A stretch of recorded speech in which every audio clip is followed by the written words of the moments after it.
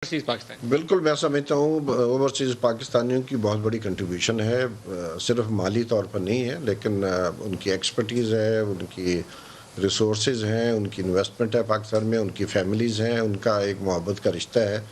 तो मैं तो बिल्कुल इसके हक़ में हूँ कि उनको वोट का भी हक़ होना चाहिए और उनको इलेक्शन लड़ने की भी इजाज़त होनी चाहिए।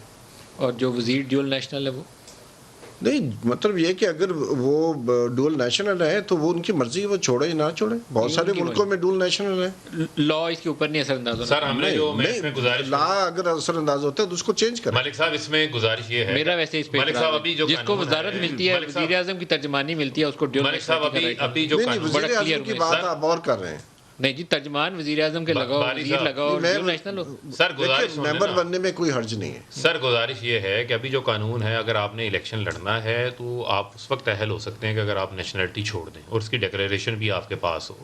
हमने ये कानून प्रपोज किया था कि आप आएँ, इलेक्शन लड़ें, अगर आप इलेक्शन जीत जाते हैं हलफ उठाने से पहले आप जो है वो अपनी नेशनलिटी को गिव अप कर दें, गिव अप करके जो है वो आप पार्लियामेंट का हिस्सा बन जाएं। जो उसकी मेन असेंस है, जो बुनियाद है, आप कहते हैं जी एक कंट्री के साथ लायल हो ना, किसी दूसरी कंट्री का जो है वो हलफ ना उठाया हो, तो उसमें क्या हर्ज है? मलिक साहब आप कहते थे मलका बरतानिया का हल्फ उठाया हुआ है, पाकिस्तान में बैठा हुआ है। नदीम मलिक साहब निकामे लेके बैठे हुए थे, आप बैठे हुए थे, निकामे लेके बैठे हुए थे ना, तो आज तक हमें जवाब मिला। आज ना ख्वाजा आसिफ का जवाब मिला, ना एहसन इकबाल साहब का मिला, ना मियां नवाज शरीफ साहब का मिला। मुल्क का वज़ीर आज़म है, इकामा है, मुल्क का वज़ीर दफा है, मुल्क का वज़ीर खारजा है, उसके पास इकामा है, तनख्वाह भी ले रहा है, कौन सी ऐसी सर्विसेज फ्राहम कर रहा है। आप बताइए, एक एटमी मुल्क का वज़ीर दफा और वज़ीर खारजा, ये आज तक ये बात बताने को कासिर है